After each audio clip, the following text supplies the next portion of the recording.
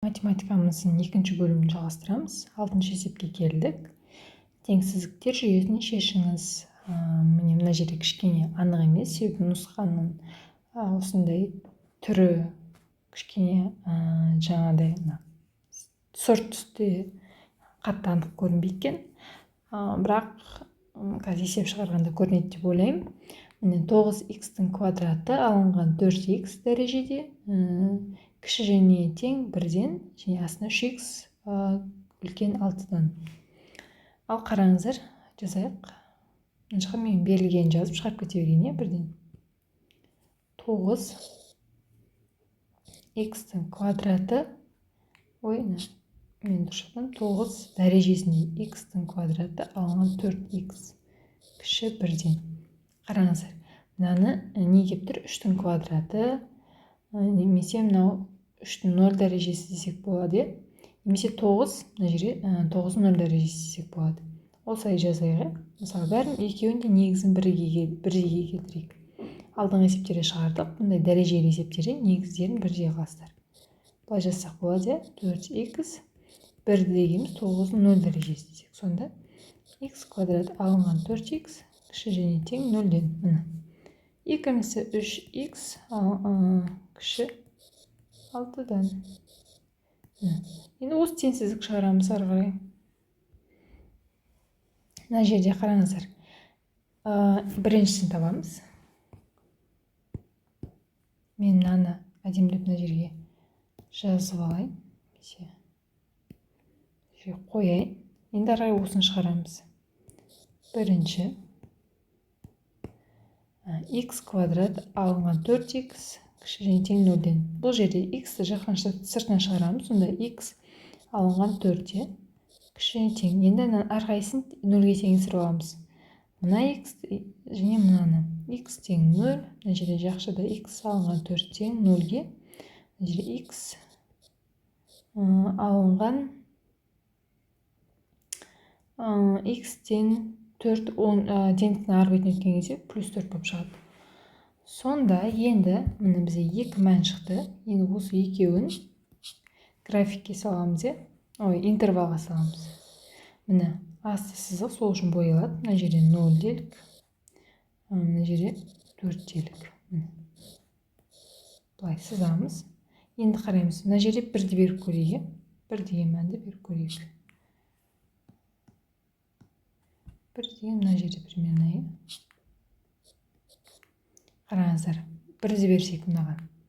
1, мына жерде 1 алынған 4, ол минус 3, минус 3-ті 1-ге кетсек, минус мән. Минус мән 0-ден кіші, яғни дұрыс шығып жатыр біздің мәніміз. Яғни мына мәніміз, мына аралықтағы мәндер дұрыс, себебі арасынан кез келген санды алып беріп көрдік. Яғни дұрыс мына теңдік орындалып тұрса, бұл осы аралықты аламыз. Ал егер мына жақта болса, бұлай мына жақты сатын боламыз, және мына жақты да тексереміз. Міне бірінші, енді екіншісін. Екіншісі бізде 3х үлкен 6-дан. Х тең 6 бөлінген 3, х үлкен 2-ден. Интервалға. Енді мынаны тура астынан сызайық. Мына жерде 2 бар, боямаймыз. Себебі бізде астынан теңдік жоқ мына жерде. 2. Енді бізде х 2-ден үлкен мәндер, яғни мына мәндер. Плюс шексіздік мына жақ, минус шексіздік мына жақта да плюс, мына жақта минус. Енді былай сызамыз. Қараңыздар, мына екі графикте де жататын жер. Мысалы, мыналар жатпайды, мына жер жатса, мына жер жатпайды. Енді қараңыздар, мына аймақты белгілейміз. Мына аймақ, қараңыздар, екеуінде де жатыр. Яғни осы теңсіздіктің жауабы болады. Міне 2 мен 4-тің арасы. 2 мен мына аралықтар.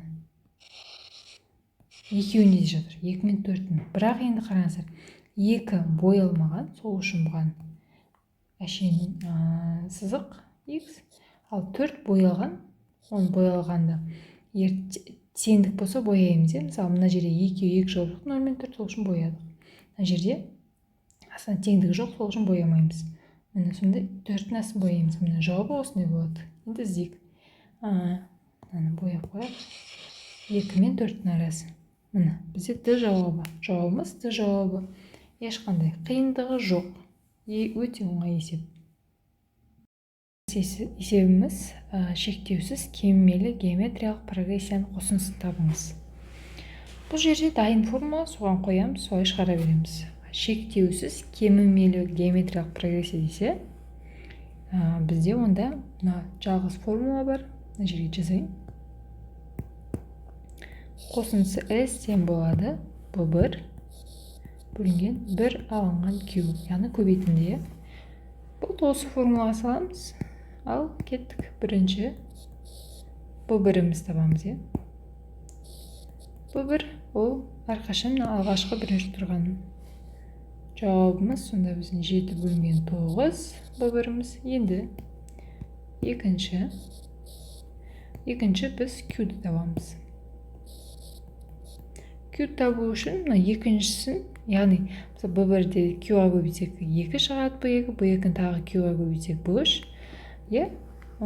Біз мына жерде B1-ді Q-ға көбейтсек, B1 көбейтілген Q тең B2. Осы формула саламыз. 7 бөлінген 9 көбейтеміз Q-ға тең B2-міз 3-тен 1 Q табамыз.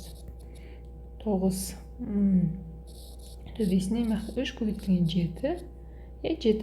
7 мына жаққа түседі, 9 мына жаққа. Сонда 9 бөлінген 21.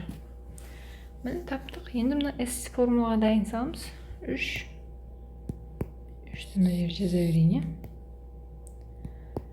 S тең B1-іміз біздің міне 7 бөлінген 9. 7 бөлінген 9 бөлінген 1 алынған Q-іміз 9 бөлінген 21. Мынаған 21 еселік береміз. Сонда 7 бөлінген 9. Мына жақта 21-ден 9 алсақ 12 бөлінген 21. Ал білесіздер, мына жерде 7 үстінде қалады, 9 астына түсіп кетеді. 12 қалады. Ал астындағы бөлшектің астындағы сан үстіне шығып кетеді. Көбейту 21. Мынаны 3-ке қысқартайық, мынаны 7-ке қысқартамыз. 7-тен 7-ке көбейтсек 49, 3-тен 12-ке көбейтсек 36. Жауабы 49 бөлінген 36. Міне, Е жауабы. Келесі, мына берілген функцияның туындысын табу керек. Оны табу үшін мына Е-нің туындысының арнайы формуласы бар, соны қолданамыз.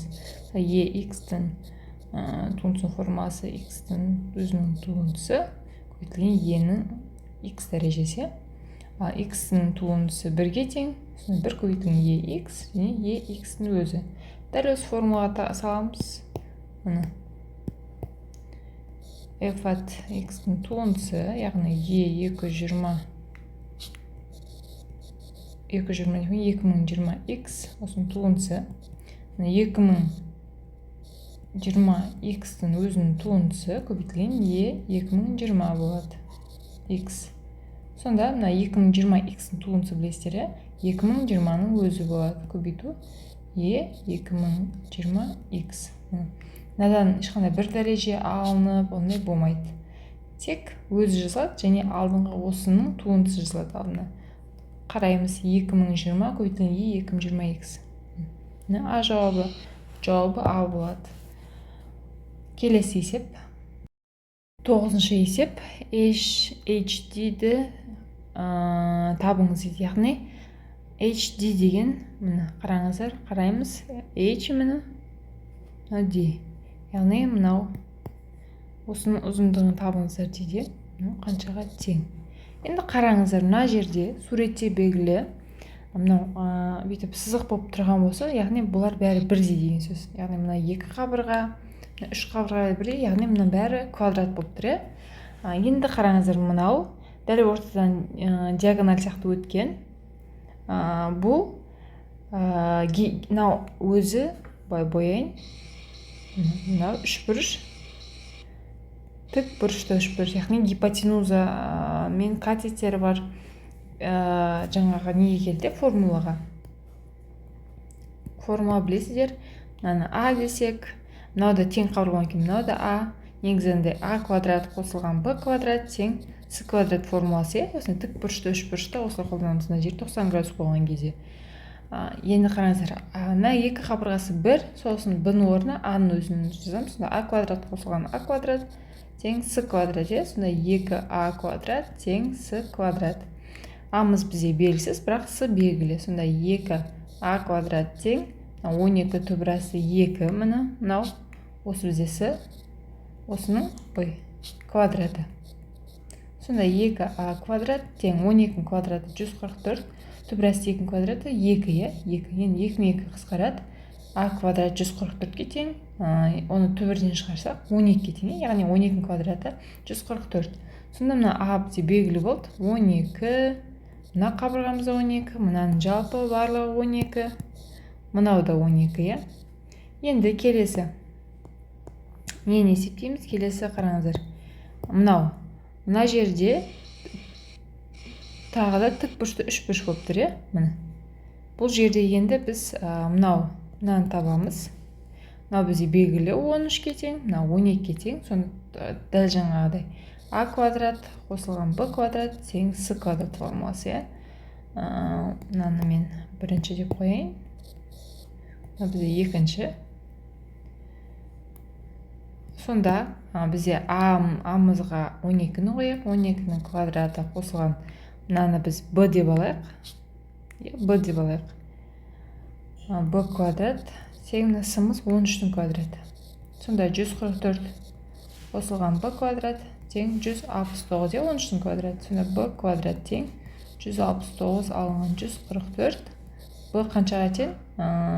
169-ын 144 алсақ 25, 5-дің квадраты. b 5-ке тең. Міне, мына жер 5-ке тең. Енді ары қарай болды, есебіміз шықты. Мынау бізде белгілі. Енді мына аралық, яғни мына 12-ден 5 тапсаймыз. Мына өзі 12 болса, мына жер 5 болса, яғни мына аралық бізде 12 алынған 5. Мына жерге жазайын. Үшінші. Мынау HD тең болады, сонда 12 алынған 5. Жауабы 7. Б жауабы болады. Ой, кешіріңіздер, Анна белгілеп жүрдім. Жауабы Б жауабы 7 болады. 10-шы есеп. А, Б, С, Д нүктелері берілген координаталармен 2А, Б қосылған 3С векторының ұзындығын табыңыз. Оны табу үшін ең алдымен, мына жерге қараңыздар, мына жерде модуль болса, ол ұзындығы деген сөз, бірақ модуль жоқ, құры А, Б координатасы. Яғни мына вектордың ұзындығы, яғни мынаның ұзындығын табамыз. Бірінші 2А, Б-ны тауып алайық. Жазайын, 2 көбейтілген А, Б-ны тауып алайық. Бірінші 2-ден бұрын А-Б-ның өзін тауып алайық. Оны табу үшін Б-дан А-ның точкаларын аламыз. Яғни мынау X-тан X-ті, Y-тан Y-ті, Z-тен Z-тен алу керек. Яғни 2 алынған минус 3 бүтір, минус 1 алынған 2, минус 1 алынған 2, келесі минус 3 алынған минус 1, минус 3 алынған минус 1. Мына. Ал 2, минус 3, минус 1, минус плюс болады, сонда 5 болады. X-мыз. Минус 1, минус 2, ол минус 3. Минус 1, мына жерде минус плюс болады. Минус 3-ке 1-ді қоссақ, минус 2.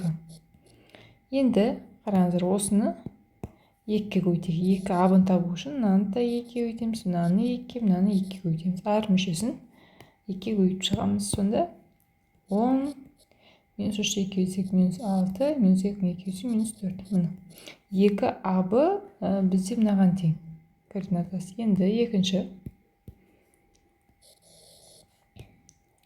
Дәл осы сияқты С-ді табамыз. С-ді екіншісінің координатасын біріншісін аламыз. Сонда мына минус 1-ден 1-ді аламыз, минус 1-ден аламыз 1-ді, 2-ден минус 4 аламыз, 2 алынған минус 4, минус 2-ден 3-ді аламыз, минус 2 алынған 3. Сонда минус 1, минус 1 ол минус 2-ке тең. 2 минус плюс болады. 2-ке 4 қосамыз, 6-ға тең. Келесі минус 2 мен минус 3 ол минус 5-ке тең.